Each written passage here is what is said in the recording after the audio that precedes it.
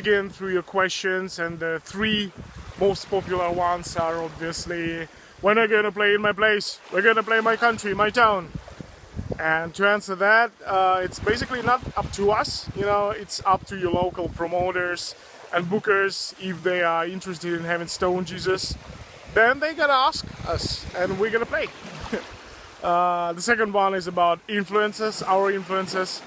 And the third one is, why you call Stone Jesus?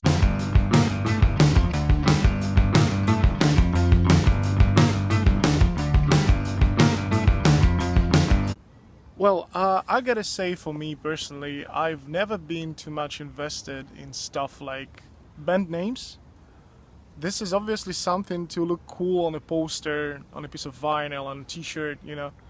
But I don't think it should have some deep, serious meaning. Or maybe because I'm already like almost 10 years playing in a band called Stone Jesus, and that's why I don't care. Anyway, this is one of the questions that we truly hate. Because...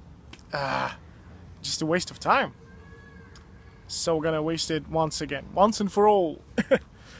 Anyway, it was like late 2008, I think, and I was working on these demos, mixing vintage rock with just freshly heard stuff like sludge metal and stoner doom. And I was thinking of a name for this project, and obviously I came up with some ridiculous genre cliches that I could find, like weed, space, religion, desert, all this stuff. And the initial name was Stone Jesus from the Outer Space. Stone Jesus from the Outer Space! And when I showed this to my friends, to people whom I trust and whose opinion I value, they were like, dude, the music's awesome, but the name sucks. You need to do something with it. So I basically cut it short. Outer Space part went away, and it became just Stone Jesus, and they were like, yeah, that's it. So obviously, again, it's just a name. We're not religious, we're not anti-religious. It's just the name of the band. It doesn't have to be meaningful, you know. And speaking of how we feel pigeonholed because of this name, actually no. I see more comments like came for the name, stayed for the music on YouTube and Instagram and other stuff. And it makes me feel really proud and makes me feel that we truly different from other bands in the genre. And I mean, yeah, I'm pretty sure there are people who kind of pigeonhole us some way, seeing the name Stone Jesus, but I think these are the same people who think, I don't know, Eagles of death metal playing death metal, or Post Malone playing post-punk, something like that, and you cannot basically help these people.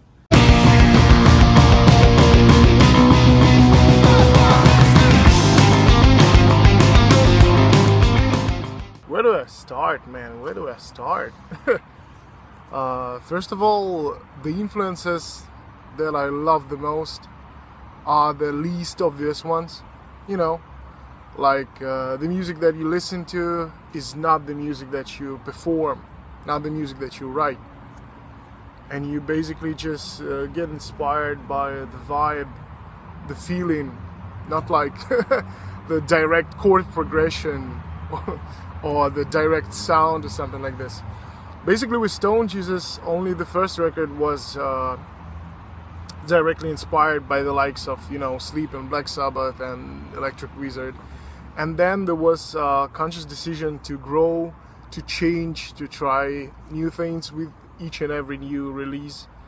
And for me personally, I don't even know. I listen to so many artists, so much music, and the same with the guys. Like, it's very different, and we all have a very different background, which influences the whole stuff that we do. Like Dima, for example, he's into stuff like Sonic Youth and Pavement, and some odd jazzy stuff. And Sergey is into, you know, like really abrasive things like Converge and Death Grips. And me myself, I used to be a prog head, like big time, you know, like from melodic bands to really avant stuff like Henry Cowell and all that. And then I was basically digging into like every genre and every type of music that you can find out there.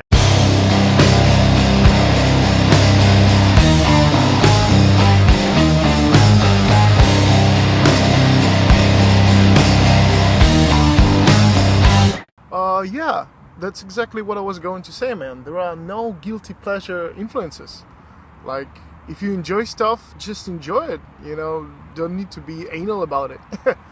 Like for me, the last year was probably the year when I listened to the least amount of guitar-oriented music ever, and I don't feel guilty about it. Like not one bit. I discovered a lot of cool bands, and you know, the whole West Coast hip hop from early 90s and stuff like Tangerine Dream and David Sylvian and Brian Eno. And this year I'm mostly discovering older bands that I somehow skipped, like, I don't know, Judas Priest. Yeah, I haven't heard Judas Priest at all before, like this spring, with a new album that they released, which is amazing. It's just superb. And other stuff like The Police, our bass player actually recommended them to me. And currently I'm digging Paul McCartney discography and ABBA and Melvins and the avant rock band Q+A, all at the same time, because this is basically how you stay inspired. This is how you maintain your creativity. Exactly in this way. You listen to a lot of stuff, you're trying to figure out what you really like and what gives you this feeling of discovery, of enlightenment, you know, of challenge to try do things another way. And that's basically the reason why our albums don't look and don't sound the same, because they always changing, and that's basically because we always changing as human beings, as musicians. Dare I say that? As performers, as writers, all of that.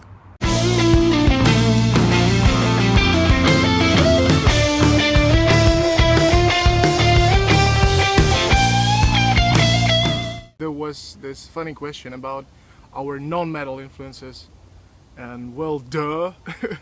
we don't have any metal influences to begin with, because the whole idea of Stone Jesus was to play slow and heavy music without being metal. I was never into metal myself either. I started like with classic rock, grunge, then some classic prog, then modern prog, then indie and post-rock, post-metal, basically everything. And with post-rock and post-metal, you also, you know, dip your toes into sludge and stoner rock, obviously, and stoner doom. And this last thing got me interested, pretty much, because it was synced perfectly with something that I was working on myself back then, with this kind of vintage sound, in the vein of, you know, classic Sabbath and Zeppelin and Free and Blue Cheer. And then all of a sudden I hear the sound now in 2008, 2007, whatever the year it was, from bands like Sleep and Electric Wizard, obviously. And I was like, yeah, this is something I want to do. There is no, you know, cheesy stuff going on. There is no macho attitude that I hate in metal, to be honest. There's no technical vankery. Nobody tries to outdo something, outdo somebody, or something like that. And it's not like I'm not listening to metal at all. I do, and there are some bands that I would listen to like at any time, any day. Stuff like Iron Maiden, My Dying Bride, early Dream Theater, Opeth, Mastodon.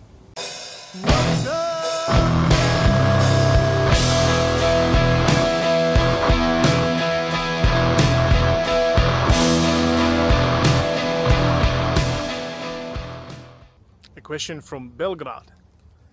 What are the albums that influenced you the most? Well, for our new album, Pilgrims, I was looking for some albums that lyrically deal with life on tour, with, you know, this sort of disintegration of a personality, with losing sense of touch, sense of connection, not wanting to connect in the end, and being under pressure, being away from your relatives and your loved ones. And basically the only album that I found that was really about this kind of stuff was Pink Floyd's Wish You Were Here. Also The Wall from them as well deals with this a lot. And stuff that Mark Kozelek does in Sun Kill Moon, in Red House Painters, He has a lot of these diary-like songs that deal with being on tour and trying to cope with this. So yeah, I guess Pilgrims is one of the first entries in this category. And the continuation of this question was, what are the lesser known bands that you would like to recommend to everybody? You know what? I gotta do a freaking list one day because there are so many, and it's amazing that these days you can find most of them on the internet. And I guess all hail the internet, right?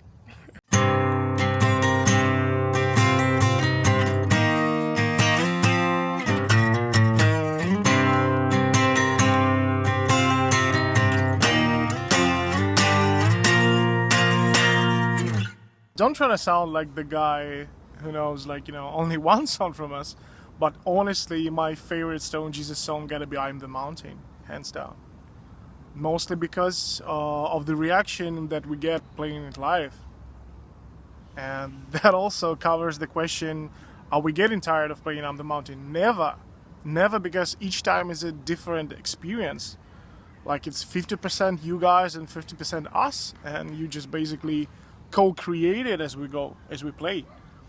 And that's one of the reasons that, yeah, we actually want to re-record it, because the studio version, oh boy, I don't like it actually one bit. These vocals, these drums, the arrangements, the whole flow.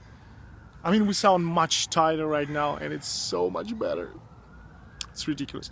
You can check the live video that we did with wonderful people at Travessa 7 studio in Florianópolis, Brazil. We played this one with Dima, and it's a fantastic version. And that version alone makes me think that, yeah, eventually one day we will re-record I'm the Mountain 100%. Maybe even the whole Seven Thunders, because, oh man, I kind of get that this thing is sort of cultish right now, and some people even going as far as claiming that I'm the Mountain is a Starway to Heaven of stoner rock. Bless you. But honestly, I don't like how it sounds. I don't like how it's played. Whew, my vocal. Oh man, where do we? Yeah, you got the point. So yeah, I think somewhere down the road we're gonna re-record this one.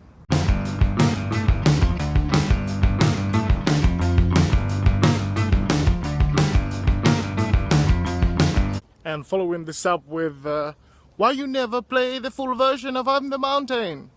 I think you're referring to the CD version, which has tracked Hadley Grange, sorta engraved into I'm the Mountain as intro and outro.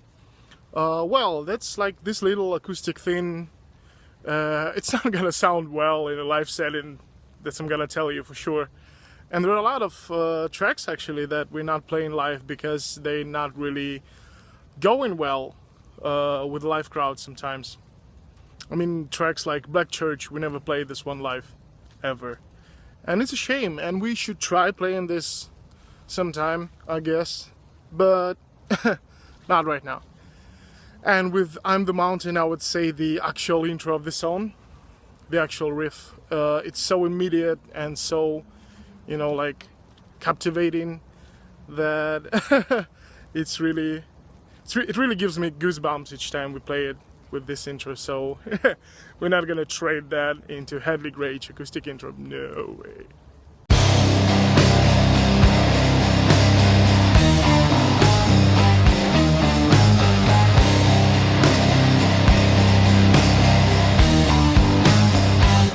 Okay, the new songs. Which one is the favorite one?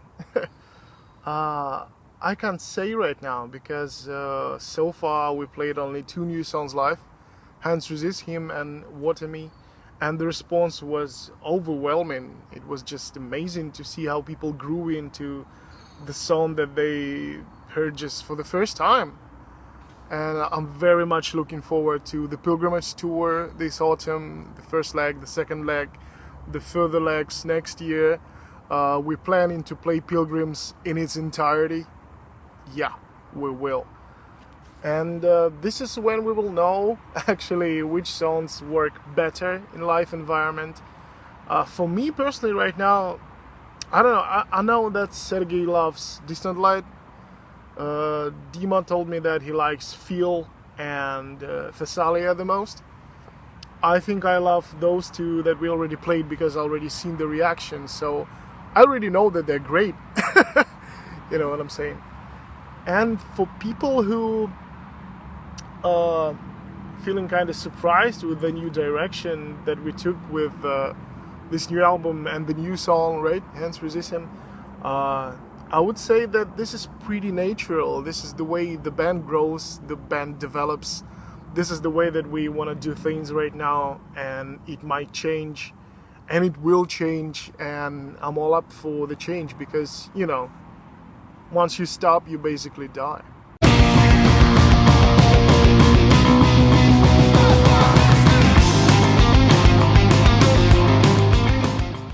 Are there any finished songs that are unreleased?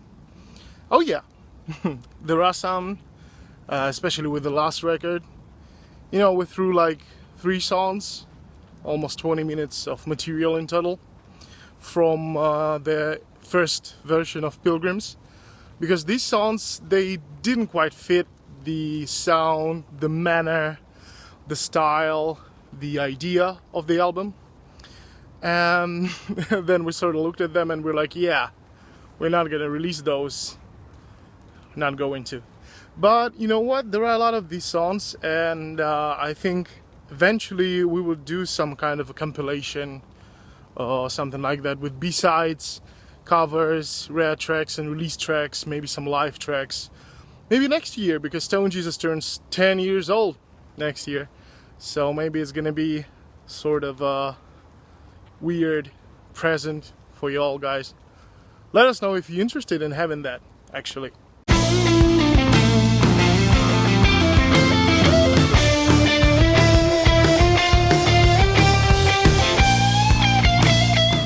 Oh yeah, progstoner, right? The progstoner tag, the thing that I'm sort of forcing down the throats of some people right now.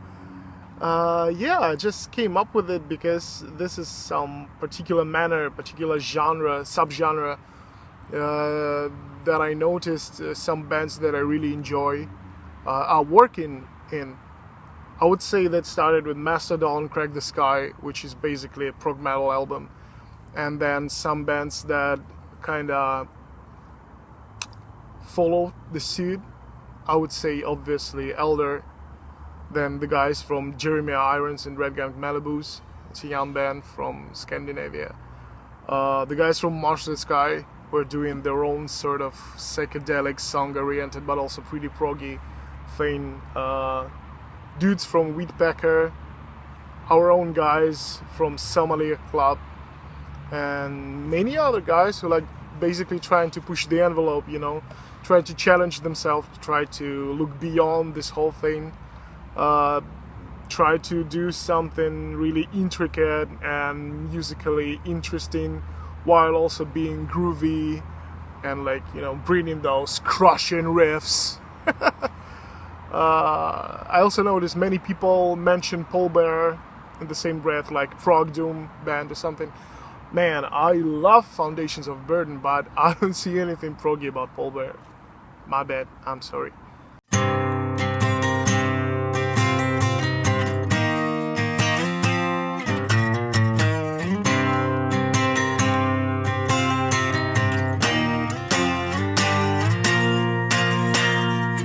This one might sound weird, but I actually prefer live over studio a million times. I think me and Sergey, I don't know about Dima honestly, because he's running a studio in Kharkiv, so he's pretty much used to it, I think. But me personally, oh boy, every night before, you know, studio sessions, I don't get enough sleep. I'm nervous. I'm usually very, you know, worried about the whole stuff. And why? Because in studio you have like multiple takes and you can edit shit, and I don't know why. And live you basically has this one chance and you use it and you feel awesome. So it's always live for me. That's basically what you felt opening for Deep Purple in Kiev. 10,000 people, man. And still I felt pretty confident, and I was sure that there's gonna be a kick-ass show, even though some people obviously didn't want to have us there. They probably thought that Deep Purple gonna play an hour extra, if not us. I don't know. But yeah, I think most folks enjoyed what they saw, and it was pretty interesting play for the fresh crowd. And speaking of crowds, oh man, I don't know, there are so many good places to play. Obviously South America, Greece, Spain, Portugal. Basically, yeah, these southern countries are very emotional, and our comrades in Eastern Europe as well. I mean, Balkans, man, Serbia, Croatia, oh, Bulgaria, Romania, so many places that are literally awesome. Poland as well.